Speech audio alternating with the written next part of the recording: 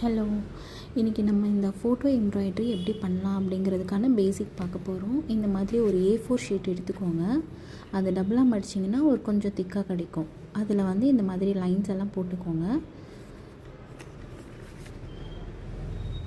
இந்த மாதிரி ஒரு நீடில் எடுத்துகிட்டு நம்ம வந்து ஃபஸ்ட்டு இந்த பேப்பரில் ப்ரிக் பண்ண போகிறோம், அதாவது ஹோல்ஸ் போட்டுக்க போகிறோம். ஏன்னா டைரெக்டாக நீங்கள் வந்து ஊசி வச்சு தைக்கும் போது உங்களுக்கு வந்து ஃபோட்டோவோ இல்லை பேப்பரோ எதுவாக இருந்தாலும் கிளியறதுக்கு வாய்ப்பு இருக்குது. அதனால இந்த மாதிரி நீங்கள் என்ன ஷேப் போட போகிறீங்களோ அதை ட்ரா பண்ணிக்கிட்டு இல்லை இமேஜின் பண்ணிக்கிட்டு அதில் இந்த மாதிரி ஹோல்ஸ் போட்டு ப்ரிக் பண்ணிக்கோங்க.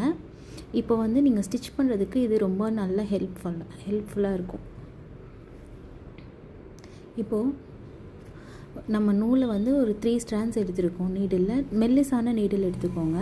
பின்னாடி எங்கே இந்த ஹோல் இருக்குது அப்படிங்கிறத ஒரு வாட்டி செக் பண்ணி போட்டுக்கோங்க. ஏன்னா ஃபோட்டோ கிளியறதுக்கு வாய்ப்பு இருக்குது. அதனால் கொஞ்சம் சேஃபாக பண்ணுறது உங்களுக்கு பெஸ்ட்டு. இந்த மாதிரி நீங்கள் கொஞ்ச நாள் A4 ஷீட்டில் ப்ராக்டிஸ் பண்ணிவிட்டு அதுக்கப்புறமா ஒரு ஃபோட்டோ எடுத்து பண்ணிங்கன்னா உங்களுக்கு நல்லா ஈஸியாக வரும்.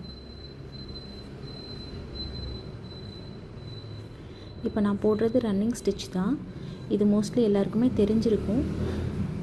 இதை நீங்கள் கொஞ்ச நாள் ப்ராக்டிஸ் பண்ணிட்டீங்க இந்த பேப்பரில் அப்படின்னாலே உங்களுக்கு வந்து கொஞ்சம் ஓரளவுக்கு அந்த ஃபோட்டோ ஹேண்ட்லிங், ஃபோட்டோவில் எப்படி ஸ்டிச் பண்ண முடியும் அப்படிங்கிறதுக்கு ஓரளவுக்கு உங்களுக்கு அந்த ஹேண்ட்லிங் ப்ராக்டிஸ் ஆகிடும்.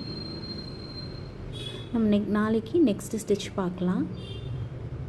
இது நம்ம ஆஸ் யூஷுவல் நம்ம ஃபேப்ரிக்கில் எப்படி நம்ம இது போடுவோம், நாட் போடுவோமோ அதே மாதிரி போட்டு எண்ட் பண்ணிடுங்க. பின்னாடியும் இதே மாதிரி நீட்டாக இருக்கும் உங்களுக்கு. தேங்க்யூ.